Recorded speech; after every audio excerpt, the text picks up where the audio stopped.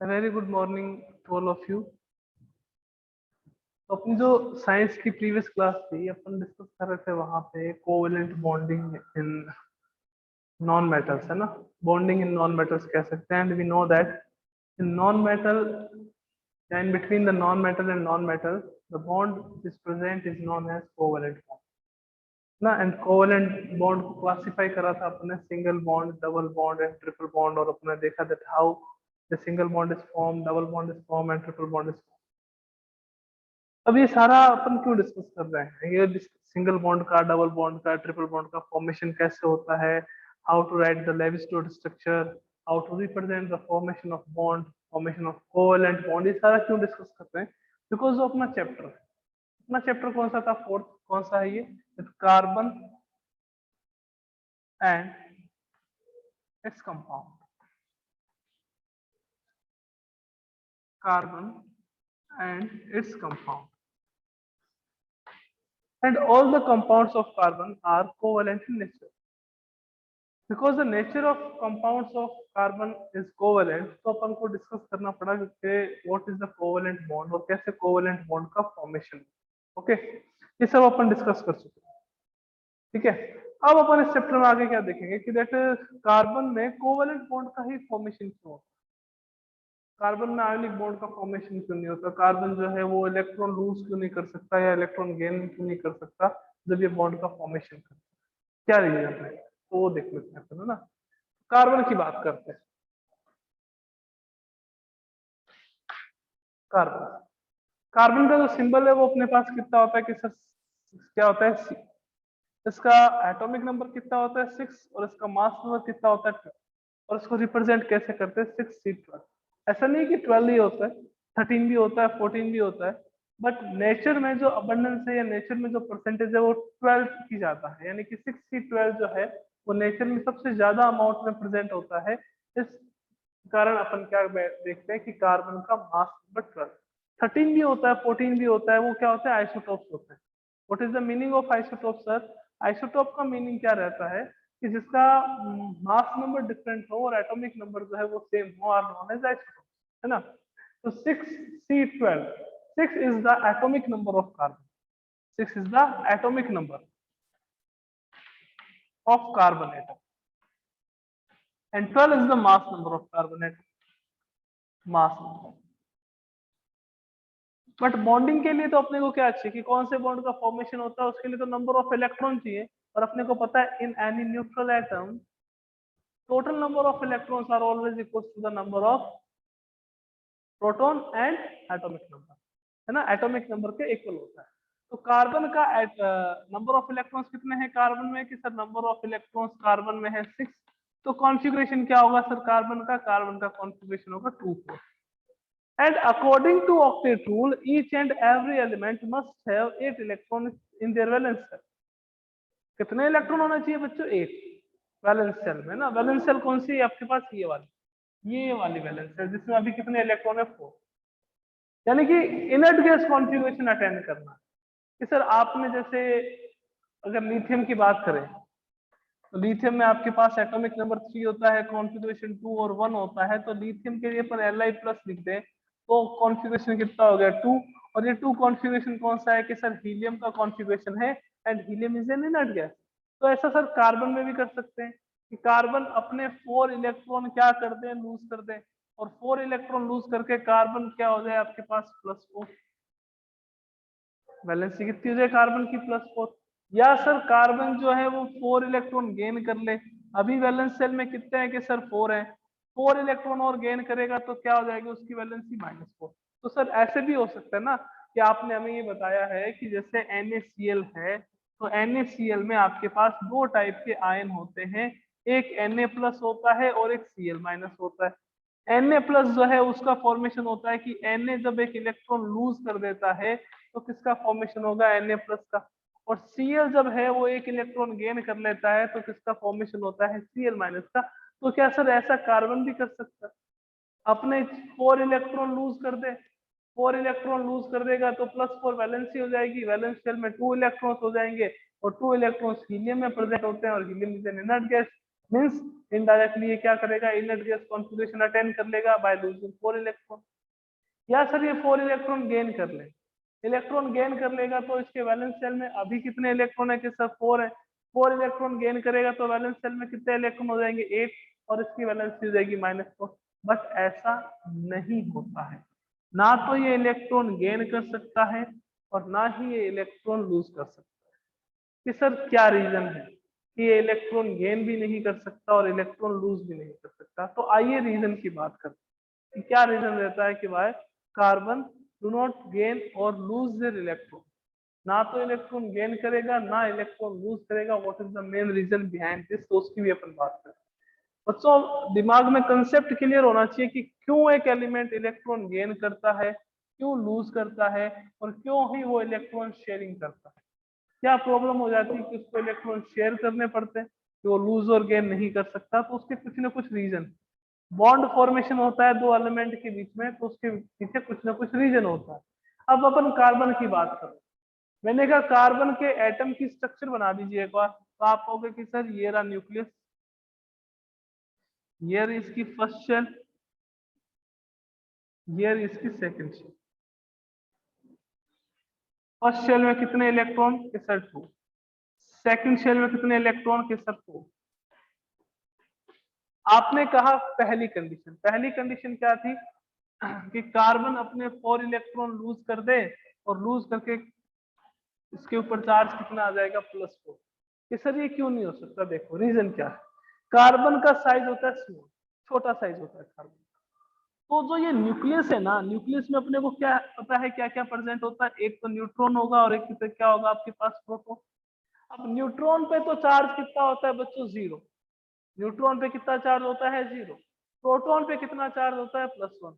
कितने प्रोटॉन होंगे यहाँ पे कि सर 6 प्रोटॉन होंगे। कि सर कैसे? कि देखो इलेक्ट्रॉन्स कितने हैं 1 2 3 4 5 6। If 6 electrons are present in any atom, in carbon atom, then 6 protons are also, because in any neutral atom number of electrons and number of proton will always equal to each other, है ना? तो यहाँ पे 6 proton होंगे, तो वो proton क्या करेंगे, प्रोटॉन पे कौन सा चार्ज बच्चों की सर पॉजिटिव, इलेक्ट्रॉन पे कौन सा चार्ज बच्चों की सर नेगेटिव। तो इन दोनों के बीच में अट्रैक्शन बिटवीन,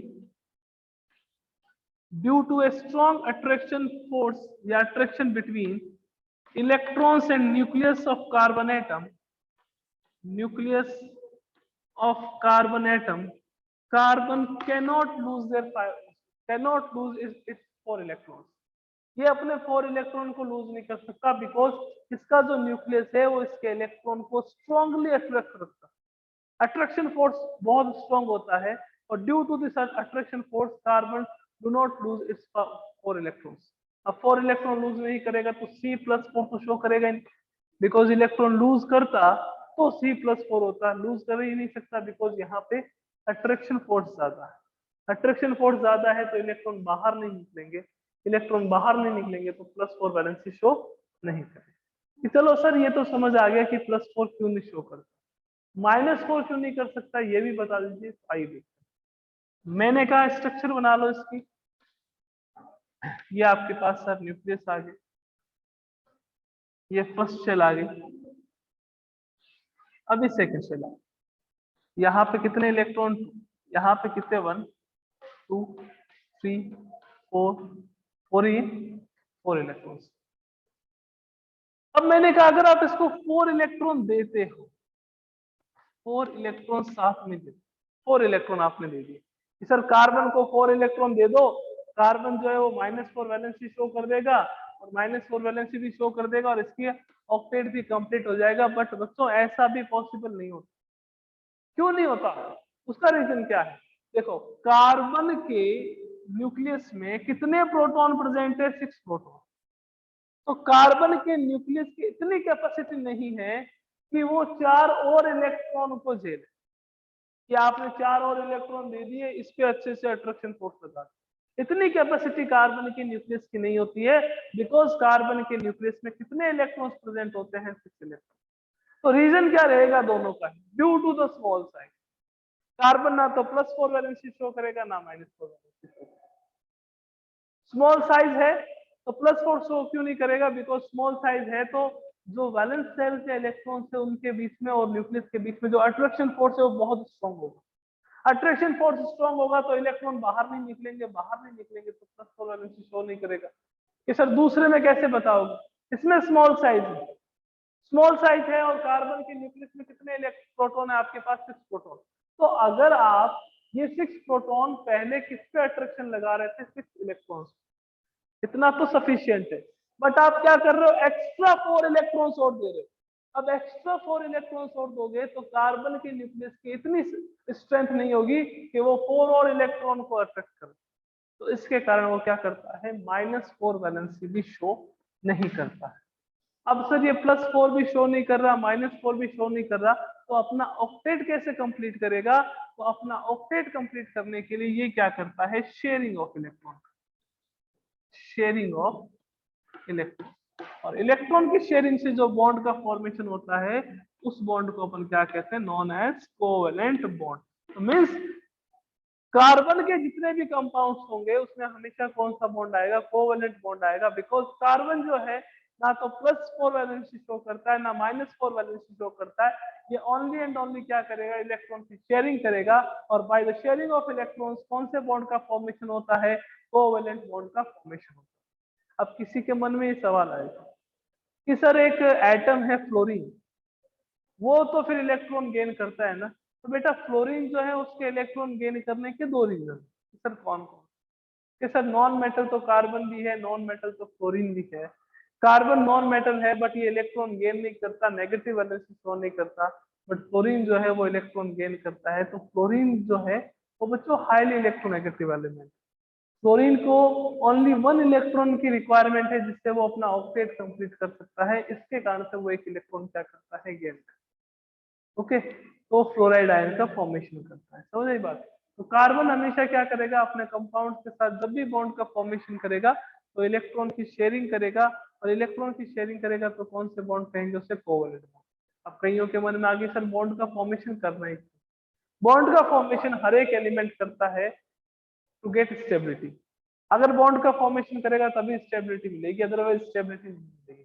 तो स्टेबिलिटी अटेंड करने के लिए या अपना ऑक्टेट कंप्लीट करने के लिए क्या करते हैं? एलिमेंट्स बॉन्ड का फॉर्मेशन करते हैं। अब वो ऑक्टेट कंप्लीट करने के लिए या तो इलेक्ट्रॉन डोनेट करना पड़ेगा, इलेक्ट्रॉन गेन करना पड़ेगा, या इलेक्ट्रॉन की शेयरिंग करनी पड़ेगी। अब इलेक्ट्रॉन डोनेट और गेन करते हैं तो कौन से बॉन्ड का फॉर्मेशन हो जाता है? आयोनिक बॉन्ड का। और इलेक्ट्रॉन की अगर शेयरिंग करते हैं तो कौन से बॉन्ड का फॉर्मेशन होता है? कोवेलेंट बॉन्ड का। तो कार्बन के कंपाउंड्स में कौन सा बॉन्ड होगा? कार्बन के कंपाउंड्स में हमेशा कोवेलेंट बॉन्ड होगा। कौन सा बॉन्ड? Covalent bond. कैसे फॉर्मेशन होता है? By the sharing of electrons.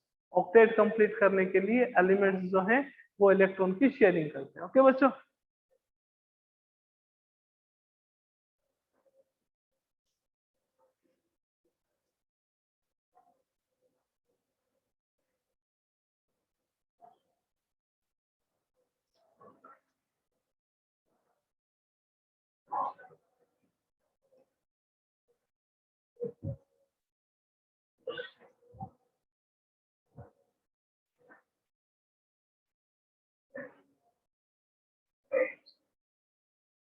Next topic is allotrope of carbon. Allotrope of carbon. Sir, what is the meaning of allotrope? होता क्या है ये allotrope? Allotrope का मीनिंग क्या होता है? कि कोई भी एलिमेंट जो है वो एक से ज्यादा फॉर्म में प्रेजेंट होता है। उनकी केमिकल प्रॉपर्टीज सेम रहती है बट फिजिकल प्रॉपर्टीज क्या रहती है? Different.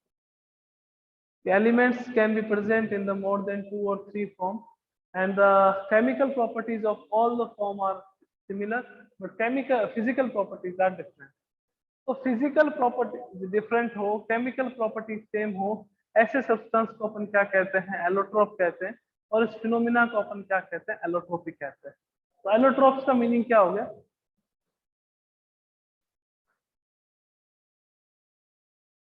More than one form of any element, one form of any element is present, is present which have similar chemical properties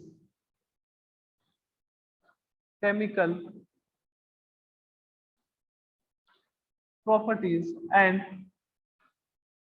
different physical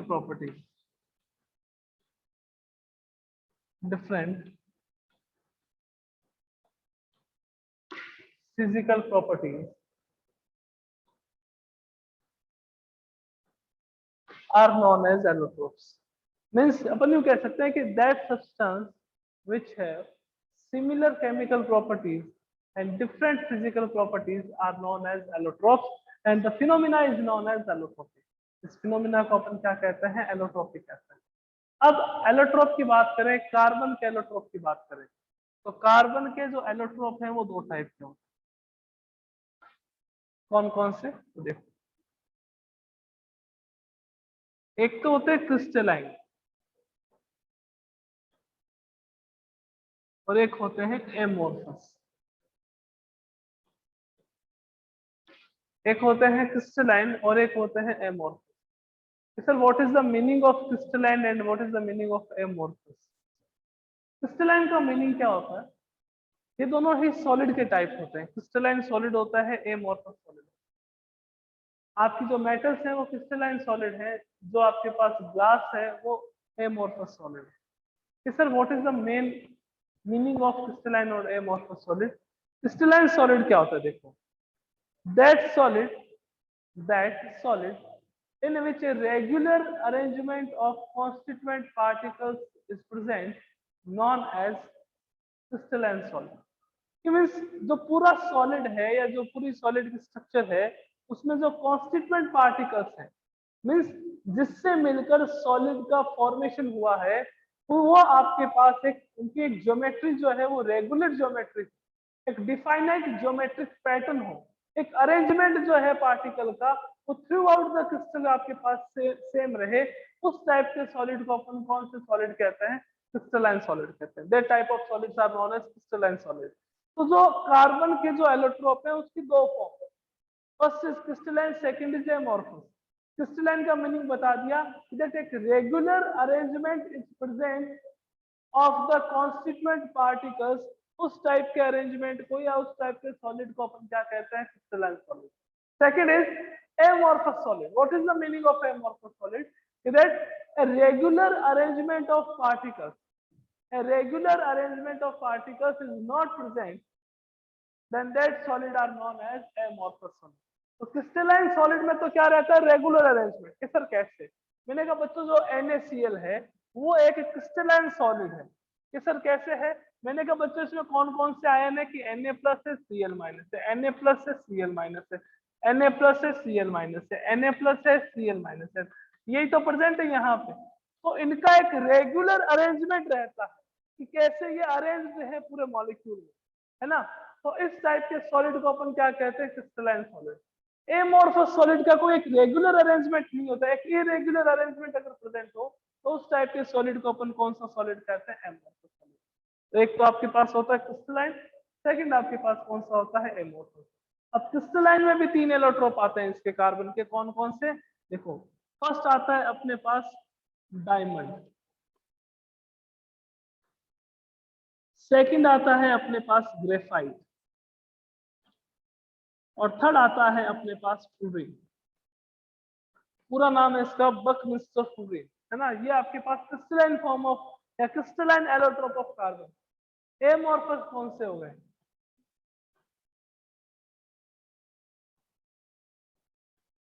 Coke,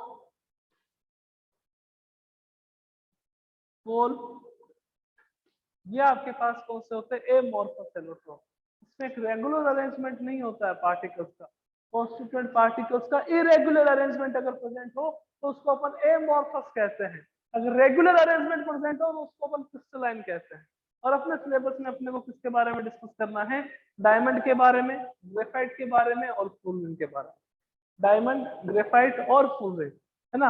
अपने को Coke के बारे में, कोल के बारे में, इनके बारे में डिस्कस नहीं करना है। Means amorphous allotropes of carbon के बारे में अपन डिस्कशन नहीं करेंगे। अपन डिस्कशन किसके बारे में करेंगे? डायमंड के बारे में, ग्रेफाइट के बारे में और फ्लोरीन के बारे में। ओके, तो एलोट्रोप्स का मीनिंग क्या हो गया? That substance which have different physical properties and same chemical properties are known as allotropes and the phenomena is known as allotropic. जो आपके पास कंपाउंड है, जो एलिमेंट है या जो आपके पास जैसे कार्बन है, वो अगर एक से ज्यादा फॉर्म शो करता है, अपने एलोट्रोप को रिप्रेजेंट करता है, अपने एलोट्रोप को शो करता है, तो उस फिनोमिना को अपन क्या कहते हैं? एलोट्रोपिक कहते हैं। उस फिनोमिना में क्या कहते हैं अपन? उस फिनोमिना को एलोट्रोपिक कहते हैं। और कार्बन के कितने एलोट्रोप्स होते हैं? क्रिस्टलाइन और एमोर्फस। क्रिस्टलाइन में 3 टाइप आ जाते हैं, एमोर्फस में आपके पास 2 टाइप आ जाते हैं। ओके,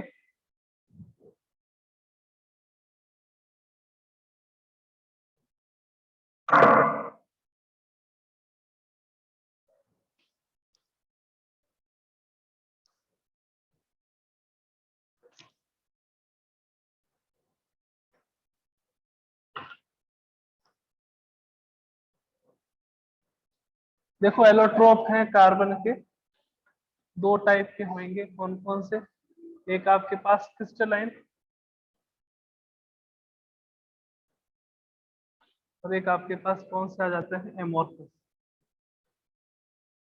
नॉन क्रिस्टलाइन भी कह सकते हैं एमोर्फस को। एक तो क्रिस्टलाइन हो गए, एक आपके पास कौन से हो गए? एमोर्फस, है ना। क्रिस्टलाइन में आपके पास 3 टाइप आ जाते हैं। कौन कौन से? एक तो अपना डायमंड, सुन रखा होगा सारों ने डायमंड के बारे में, hardest substance present on the earth, है ना।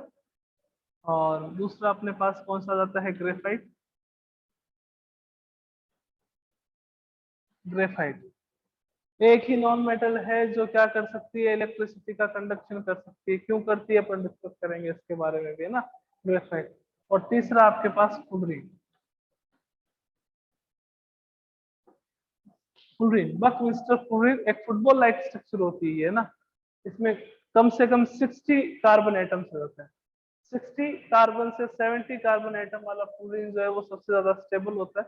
वैसे नंबर ऑफ कार्बन एटम कितने भी हो सकते हैं, मोर देन 60 कितने भी हो सकते हैं, रिंग की फॉर्म में प्रेजेंट होता है। ओके, एमोर्फस की बात करें,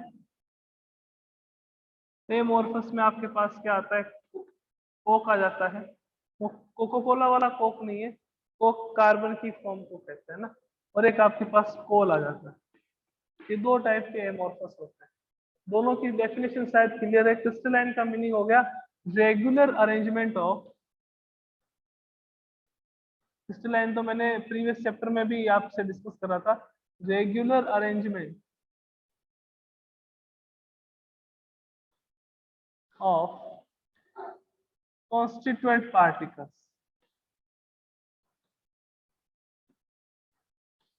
कॉन्स्टिट्यूएंट पार्टिकल्स एक रेगुलर अरेंजमेंट प्रेजेंट होता है, एक सिस्टमेटिक अरेंजमेंट प्रेजेंट होता है, उसको अपन क्रिस्टलाइन सॉलिड कहते हैं, है ना। जितनी भी मेटल्स हैं वो क्रिस्टलाइन सॉलिड है। ये डायमंड, ग्रेफाइट, ये भी क्रिस्टलाइन सॉलिड है ना। ये सारे NaCl है वो भी क्रिस्टलाइन सॉलिड है, CaCl2 है वो भी क्रिस्टलाइन सॉलिड है। एमोर्फस सॉलिड का मीनिंग क्या हो गया? Irregular arrangement of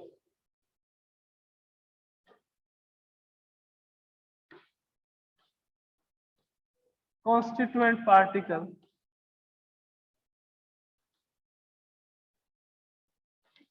constituent particles are present, उसको अपन क्या कहते हैं? एमोर्फस सॉलिड कहते हैं। इसमें क्या आ जाता है आपके पास? जैसे ग्लास आ गया इसका एग्जाम्पल, कोल आ गया, कोक आ गया, सारे एमोर्फस सॉलिड का या एमोर्फस सॉलिड के एग्जांपल्स होते हैं, है ना। अपन इस चैप्टर में किसके बारे में डिस्कस करेंगे? डायमंड के बारे में, ग्रेफाइट के बारे में, फ्लोरीन के बारे में, है ना। तो कुछ स्पेशल बातें हैं, जैसे अपने को पता है कि that all the non metals are insulator of electricity, है ना। इलेक्ट्रिसिटी की इंसुलेटर होती है, हीट की इंसुलेटर होती है, जितने भी नॉन मेटल्स हैं। बट एक ग्रेफाइट को छोड़ दें, ग्रेफाइट क्या होती है आपके पास? कंडक्टर। क्यों होती है वो अपन डिस्कस करेंगे कि वाई ग्रेफाइट इज कंडक्टर। इसकी जो स्ट्रक्चर देखेंगे, स्ट्रक्चर से अपने को पता चलेगा कि ग्रेफाइट जो है वो इलेक्ट्रिसिटी को कंडक्ट क्यों करता है। अपन तीनों की स्ट्रक्चर के बारे में बात करेंगे, डायमंड की भी बात करेंगे, ग्रेफाइट की भी बात करेंगे, फ्लोरीन की भी बात करेंगे। तीनों में जो है वो आपके पास कार्बन और कार्बन के बीच में ही बॉन्ड का फॉर्मेशन होगा। चाहे आपके पास डायमंड है, चाहे आपके पास ग्रेफाइट है, चाहे आपके पास फ्लोरीन है, तीनों की फिजिकल प्रॉपर्टीज डिफरेंट होती है। बट तीनों को अगर आप ऑक्सीजन की प्रेजेंस में रिएक्शन करवाते हो, आप इसकी रिएक्शन O2 से करवा दो, आप इसकी रिएक्शन O2 से करवा दो, आप इसकी रिएक्शन O2 से करवा दो, तीनों की रिएक्शन O2 से करवाने पर प्रोडक्ट जो है वो सेम मिलेगा, वो क्या होगा, कार्बन डाइऑक्साइड। प्रोडक्ट क्या होगा आपके पास, कार्बन डाइऑक्साइड। उनकी भी रिएक्शन O2 से करवा दो तो आपको प्रोडक्ट क्या मिलेगा, कार्बन डाइऑक्साइड। बट इसकी अपीयरेंस अलग है, इसकी अपीयरेंस अलग है, इसकी अपीयरेंस अलग है, इसका मेल्टिंग पॉइंट अलग है, इसका मेल्टिंग पॉइंट अलग है, इसका मेल्टिंग पॉइंट अलग है, इसके फंक्शन अलग है, इसके फंक्शन अलग है, इनके फंक्शन अलग है। मींस इन सब की फिजिकल प्रॉपर्टीज डिफरेंट है, केमिकल प्रॉपर्टीज डिफरेंट नहीं होती। कि सर केमिकल प्रॉपर्टीज डिफरेंट क्यों नहीं होती, क्या कारण है? कहीं किसी इंसान के दिमाग में या किसी स्टूडेंट के दिमाग में ये बात यही होगी कि सर केमिकल प्रॉपर्टीज सेम क्यों होती है। उसका रीजन क्या रहता है, देखो बच्चों, जो केमिकल प्रॉपर्टीज किसी भी सब्सटेंस की है, केमिकल प्रॉपर्टी किसी भी सब्सटेंस की, वो डिपेंड करती है number of electron present in valence shell, number of electron present in valence shell. Valence shell में जो आपके पास इलेक्ट्रॉन्स प्रेजेंट होते हैं उस पर डिपेंड करती है क्या, केमिकल प्रॉपर्टीज। हमेशा दिमाग में। अब देखो, ये भी कार्बन का एलोट्रोप, ये भी कार्बन का एलोट्रोप, ये भी कार्बन का एलोट्रोप, मींस इन सब के वैलेंस शेल में नंबर ऑफ इलेक्ट्रॉन तो क्या है, इक्वल है। Number of electron valence shell में डायमंड में जो कार्बन है उसके भी 4 है, ग्रेफाइट है तो उसके भी 4 है, फ्लोरीन है तो उसके भी 4 है, कोल है तो उसके भी 4 है, कोक है तो उसके भी 4 है। Means number of electron in सब में क्या है, वैलेंस शेल में सेम। तो केमिकल प्रॉपर्टीज सबकी क्या रहेगी, सेम। बट फिजिकल प्रॉपर्टीज क्या रहती है, डिफरेंट होती है। और देखते हैं अपन स्ट्रक्चर से पता चलेगा कि किसकी फिजिकल प्रॉपर्टीज कैसे रहती है। ओके, तो ये आपके पास एलोट्रोप हो गया। क्या होता है वो मैंने बता दिया कि फिजिकल प्रॉपर्टीज डिफरेंट हो, केमिकल प्रॉपर्टीज सेम हो, उसको अपन क्या कहते हैं, एलोट्रोप कहते हैं। दो टाइप के एलोट्रोप रहेंगे, एक क्रिस्टलाइन, एक एमॉर्फस। क्रिस्टलाइन का मतलब है regular arrangement of constituent particles, amorphous का मीनिंग है irregular arrangement of constituent particles, है ना। एमॉर्फस के मैंने आपको और एग्जांपल भी दिए थे, ग्लास जो है वो आपके पास एमॉर्फस सॉलिड का एग्जांपल है ना। और क्रिस्टलाइन सॉलिड जो है उसको अपन ने 3 टाइप से क्लासिफाई करा है, डायमंड है, ग्रेफाइट है, फ्लोरीन है। एमॉर्फस सॉलिड को 2 टाइप से क्लासिफाई करा है, कोक है, कोल। अपन इस चैप्टर में किसके बारे में डिस्कस करेंगे, मैंने कहा डायमंड के बारे में एकदम अच्छे से देखेंगे, ग्रेफाइट के बारे में देखेंगे, फ्लोरीन के बारे में देखेंगे। मैंने कहा आप इन सब की रिएक्शन अगर ऑक्सीजन से करवा दो, एक्सेस ऑफ ऑक्सीजन से करवा दो, तो अपने को एज ए प्रोडक्ट हमेशा क्या मिलेगा, कार्बन डाइऑक्साइड का फॉर्मेशन होगा। ये हमेशा ध्यान रखना। फिजिकल प्रॉपर्टीज में भी फिजिकल प्रॉपर्टीज तो डिफरेंट होगी, तो केमिकल प्रॉपर्टीज कभी डिफरेंट नहीं होगी। केमिकल प्रॉपर्टीज हमेशा क्या रहेगी, सेम रहेगी। ओके, अब अपन बात करते हैं डायमंड की।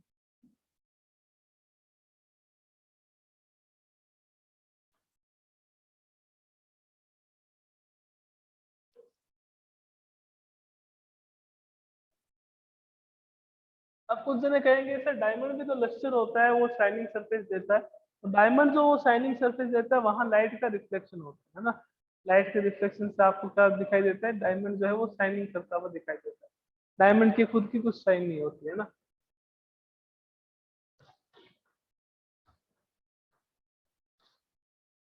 डायमंड, है ना। डायमंड की अगर बात करें तो सबसे पहले इसकी स्ट्रक्चर की बात करें।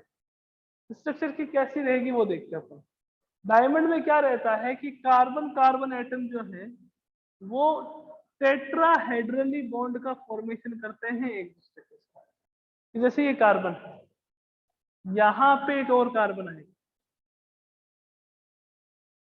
यहाँ पे एक और कार्बन एटम है, यहाँ पे एक और कार्बन एटम है, और यहाँ पे एक और कार्बन एटम है। ये क्या हो गया, एक टेट्राहेड्रॉन का फॉर्मेशन हो गया। तो डायमंड में क्या रहता है, जितने भी कार्बन एटम है वो किसी दूसरे कार्बन एटम के साथ बॉन्ड का फॉर्मेशन करके एक टेट्राहेड्रल स्ट्रक्चर का फॉर्मेशन करते हैं। कौन सी स्ट्रक्चर बनाते हैं, टेट्राहेड्रल स्ट्रक्चर, टेट्राहेड्रल स्ट्रक्चर का फॉर्मेशन करते हैं। कि सर कैसे, अब मैंने कहा ये कार्बन है, इसने एक बॉन्ड का तो फॉर्मेशन कर लिया ना, अब एक बॉन्ड का फॉर्मेशन और करेगा। एक बॉन्ड यहाँ बनाएगा, एक बॉन्ड यहाँ बनाएगा, एक बॉन्ड यहाँ बनाएगा, यहाँ ये। फिर ये जो कार्बन है जितने भी 1 2 3 4 5, ये कार्बन, ये कार्बन, ये भी सारे क्या करते हैं, आगे बॉन्ड का फॉर्मेशन करते हैं। जैसे ये कार्बन का फॉर्मेशन हो गया, एक बॉन्ड का फॉर्मेशन ये हो गया, एक बॉन्ड का फॉर्मेशन ये हो गया। अब इसमें भी देखो, एक बॉन्ड का फॉर्मेशन ये हो गया, एक बॉन्ड का फॉर्मेशन ये हो गया, एक बॉन्ड का फॉर्मेशन ये हो गया। तो ऐसे करते करते एक नेटवर्क लाइक स्ट्रक्चर का फॉर्मेशन कर लेते हैं। नेटवर्क लाइक स्ट्रक्चर का फॉर्मेशन, इसी स्ट्रक्चर को अपन क्या कहते हैं, टेट्राहेड्रल स्ट्रक्चर कहते हैं। Due to the formation of this network like structure, diamond is the hardest substance present on the earth, है ना। इसका जो मेल्टिंग पॉइंट होता है वो करीबन 4000 केल्विन के पास होता है, 4000 केल्विन के पास होता है। ओके, तो ये आपके पास क्या था, डायमंड की स्ट्रक्चर अपने देखी है। कल इसको और ज्यादा स्टडी करेंगे, अपनी देखेंगे कि जो दो कार्बन एटम के बीच में डिस्टेंस है ये कितने मीटर की होती है। इसके साथ साथ डायमंड की जो क्या क्या प्रॉपर्टीज है, डायमंड के क्या क्या यूजेस हैं, और उसके बाद अपन ग्रेफाइट और फ्लोरीन के बारे में बात करेंगे। ओके बच्चों, तो मिलते हैं कल की क्लास में। Thank you so much.